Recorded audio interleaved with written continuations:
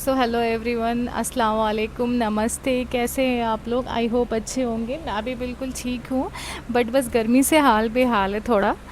Anyway, video शुरू करते हैं। इस वीडियो में मैं आप लोगों को बताने वाली हूँ लखनऊ टू गोवा की फुल डिटेल, मतलब लखनऊ टू गोवा ट्रिप की फुल डिटेल। ठीक है। सो हम लोग गए थे नवंबर में गोवा। और नवंबर में बहुत लोगों को ने हमें ये बताया था कि नवंबर बहुत अच्छा मंथ होता है गोवा जाने का।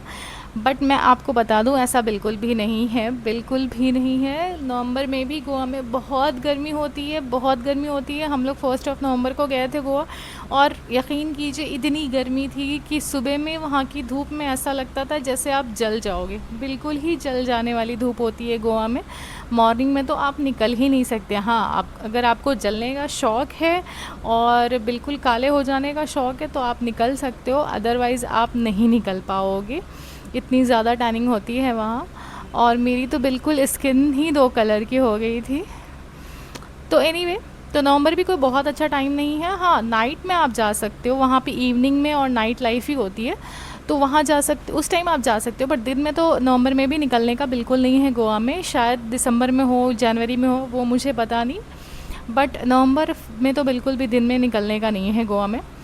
तो बट हमें इतना आइडिया नहीं था, और तो इसलिए हम लोग नवंबर में ही गए थे। हमें उसी टाइम मतलब प्लान हुआ, हमारा छुट्टी मिली हमें उसी टाइम, तो हम लोग उसी टाइम गए थे।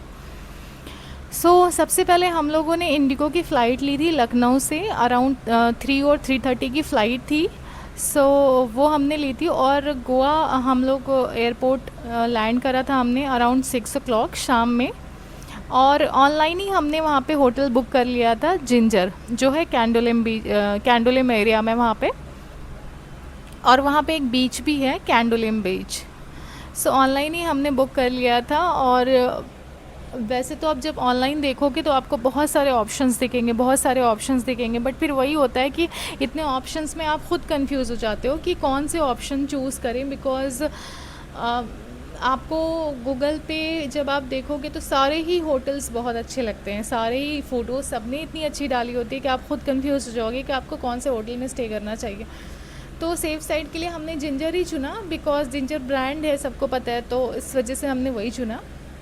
जिंजर होटल के पास भी बहुत सारे होटल हैं। जब आप वहाँ पे जाओगे कैंडोलिम एरिया में, तो जिंजर होटल के पास बहुत सारे होटल हैं। बट सबसे ज़्यादा लाइटिंग और सबसे ज़्यादा भीड़ जो है हमें जिंजर होटल में ही बाहर ही से लगी। और हमने ऑनलाइन ही बुक कर लिया था। 5000 पर डे का वहाँ पे टैरिफ था। एक दिन ही स्टे किया था हमने वहाँ पे। और अराउंड 7 हम लोग पहुँचे थे जिंजर होटल। एयरपोर्ट से जिंजर होटल पहुँचने में हमें अराउंड 1 घंटे लगे थे। और उसके बाद हमने वहाँ पे चेक इन किया, और वहाँ पे कैंडोलिम बीच है जहाँ के लिए हम निकल गए।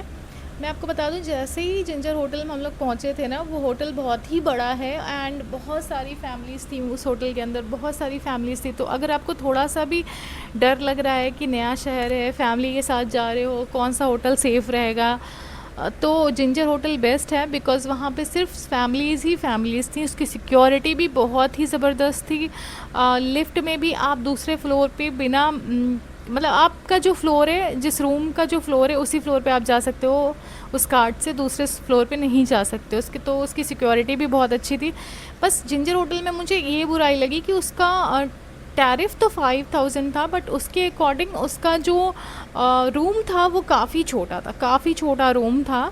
मुझे लगता है थोड़ा रूम और बड़ा होना चाहिए था। एंड वॉशरूम भी बहुत कॉम्पैक्ट था, रूम भी बहुत छोटा था 5000 के अकॉर्डिंग। बट ब्रेकफास्ट बहुत अच्छा था, बहुत सारी वैरायटी थी एंड अच्छा टेस्ट था। तो उस अकॉर्डिंग आप कंसिडर कर सकते हो। रूम तो चलो चलता है, 2 लोग थे हम लोग, तो हमारा चल गया। एंड उसके बाद हम लोग पूरी रात तो नहीं, 12-1 बजे तक वहाँ पे कैंडोलिम बीच था, वहाँ पे हम लोग रहे। क्योंकि आपको पता ही है गोवा में नाइट लाइफ होती है। जब 12-1 बज चुके थे उस टाइम पे हमें ये लग रहा था कि यार बहुत देर हो गई है, रात हो गई है, कैसे जाएंगे रोड पे। लेकिन हमें वहाँ पे 1-2 दिन बाद रियलाइज़ हो गया कि यहाँ सिर्फ नाइट लाइफ ही होती है, दिन में कुछ नहीं होता। दिन में सारी चीज़ें वहाँ बंद होती हैं क्योंकि धूप इतनी ज़्यादा होती है। एंड वहाँ जो भी होता है वो नाइट में ही होता है। तो फाइनली हम लोग वहाँ से 1 बजे वापस अपने होटल आ गए जिंजर। एंड सेकेंड डे हम लोगों ने जिंजर को चेकआउट कर दिया। और वहाँ पे हम लोगों ने जो पूछा तो लोगों ने बताया कि वहाँ बागा बीच जो है मेन बीच है। तो हमने स्कूटी वहाँ से रेंट आउट करी, जो अराउंड 300 या 400 पर डे की थी। 3 दिन हमने रखी थी। एंड उसके स्कूटी को लेके 2-3 हमने होटल्स देखे। ऑनलाइन हमने बुक नहीं किया था, सेकंड होटल हमने नहीं बुक किया था, सिर्फ जिंजर हमने बुक किया था। बिकॉज़ हमें समझ नहीं आ रहा था कि कौन सा होटल हमारे लिए बेस्ट रहेगा, क्योंकि कोई ब्रांड नहीं था वहाँ पे, सब लोकल ही होटल थे। और एक दो कोई ब्रांड था तो वो बहुत ही कॉस्टली था, लाइक 10,000 और मोर देन दैट था, तो उसको हम अफोर्ड नहीं कर सकते थे। हमारा जो बजट था वो 5 से 6 के बीच में था। सो 2-3 हमने होटल देखे जो सस्ते भी थे, 1800 के भी थे, 2000 के भी थे, बट वो हमें बिल्कुल भी पसंद नहीं आए। एरिया भी पसंद नहीं आया और अंदर होटल का रूम भी बिल्कुल पसंद नहीं आया। बहुत ही छोटे और अजीब सी फाउल स्मेल आ रही थी उसमें से। तो हम लोगों ने वो सब तो नहीं लिया, बट एक होटल हमें फाइनली मिल गया अच्छा, जो बिल्कुल बीच पे ही था। और उस होटल का नाम है मियाँ बेला रिज़ॉर्ट। ये हमें यही होटल हमने लिया था। ये हमें 7000 का दे रहे थे, बट मेक माई ट्रिप पे वो 5000 का था। तो फाइनली हमने मेक माई ट्रिप से उसको बुक कर लिया। एंड 5000 में हमें वो 4 दिन हम वहाँ रहे थे।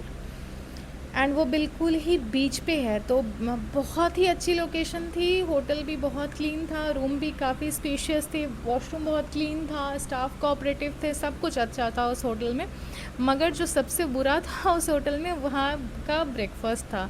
बिल्कुल भी कोई वैरायटी नहीं थी ब्रेकफास्ट में, सिर्फ 1 से 2 चीज़ आपको मिलती है डेली, वही मिलती है ऑलमोस्ट।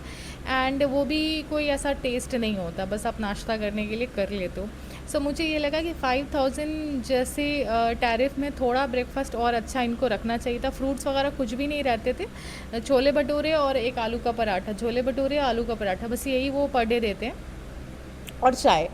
सो मुझे वो लगा कि वो थोड़ा सा उनको उस चीज़ पे काम करना चाहिए। और दूसरा डिमेरिट मियाँ बेला रिज़ॉर्ट का ये भी था कि उसके 3 रास्ते थे एंट्रेंस के, और तीनों ही रास्तों जिसकी वजह से मतलब वो सिक्योरिटी वाइज बहुत ही मुझे ख़राब लगा रात में।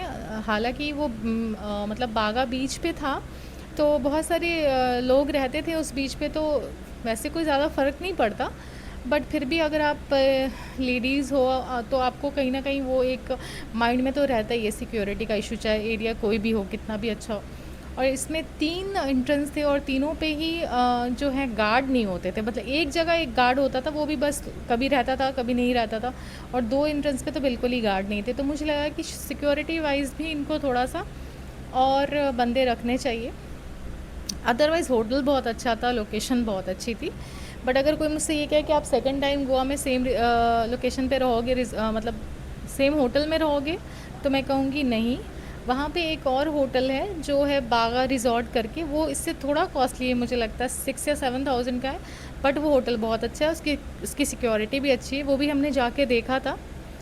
मियाँ बिला रिज़ॉर्ट लेने के बाद हम लोगों को उसके बारे में पता लगा और हमने जाके देखा। उस टाइम वो खाली भी नहीं था। बट अगर आप पहले से बुक करना चाहते हो तो ये होटल आप बुक कर सकते हो। वहाँ पे हमें तो अच्छा लगा। अगर आप मतलब का बजट आपका 6 से 7,000 के बीच है तो आप कर सकते हो। अदरवाइज़ ये होटल मियाँ बेला भी ठीक था, अगर आपको ब्रेकफास्ट का कोई ज़्यादा इशू नहीं है। और सिक्योरिटी वाइज मुझे लगा कि थोड़ी सिक्योरिटी और होनी चाहिए। अदरवाइज़ वैसे वहाँ पे कुछ होता नहीं है, क्योंकि वो बीच पे इतनी ज़्यादा रश होती है, पूरी रात ही लोग रहते हैं, नॉर्मल लोग रहते हैं, तो उन्हीं से आपकी सिक्योरिटी हो जाती है। तो इसलिए ज़्यादा कोई इशू नहीं हुआ। जो टिकट हमें पड़ी थी वो अराउंड हमें 30 to 35,000 की दोनों तरफ की मिला के दो लोगों की पड़ी थी। एंड देन 5,000 हमें पर डे का रेंट 5 दिन का। सो अराउंड हम अगर मैं पूरा बताऊं तो एग्जैक्टली मैं तो नहीं बता पाऊंगी, बट 80 से 90,000 का हमें पूरा खर्च आया था गोवा जाने का। और ऑल्सो जो 5वां दिन था, जैसे आपको पता ही है कि 12 बजे चेकआउट होता है, लेकिन गोवा से जो हमारी फ़्लाइट थी लखनऊ की, वो हमारी 3 बजे की फ़्लाइट थी।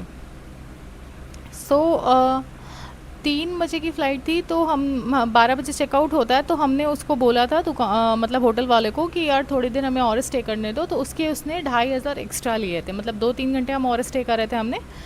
तो उसके 2,000 या 2,500 एक्स्ट्रा लिए थे, तो वो भी हमने पे किया था।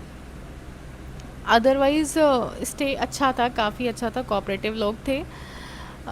सो आई होप मैंने आपको एक ब्रीफ इंट्रोडक्शन दे दिया होगा कि अगर आप लखनऊ टू गोवा जाना चाहते हैं तो आपको कहाँ कैसे कैसे जाना होगा, और अगर आप ये सारे होटल्स हैं जिनको आप कंसिडर कर सकते हैं अगर आपका बजट 5 to 7,000 के बीच में है। और अगर आपका कम भी है तो वहाँ पे और भी बहुत सारे होटल हैं। भाई देखो, मुझे पसंद नहीं आया, बट हर किसी की पसंद एक जैसी नहीं होती है, हो सकता है आपको पसंद आ जाए। या और भी बहुत और अच्छे हाई में भी हैं, मोर देन 7,000 10,000 जो हम अफोर्ड नहीं कर सकते थे, वो भी आप चेक कर सकते हो। आपकी अपनी परचेजिंग पावर पे डिपेंड करता है। एंड सो कोई भी क्वेश्चन होगा सो आप मुझसे प्लीज़ पूछ लेना, और कोई भी और डिटेल्स आपको रिलेटेड टू गोवा चाहिए होगी सो वो आप पूछ लेना मुझसे। एंड आई होप कि ये वीडियो आपको काम आए अगर आप लखनऊ टू गोवा जाना चाहते हैं तो। एंड फिर जल्दी आप लोगों से मिलूँगी। बाय।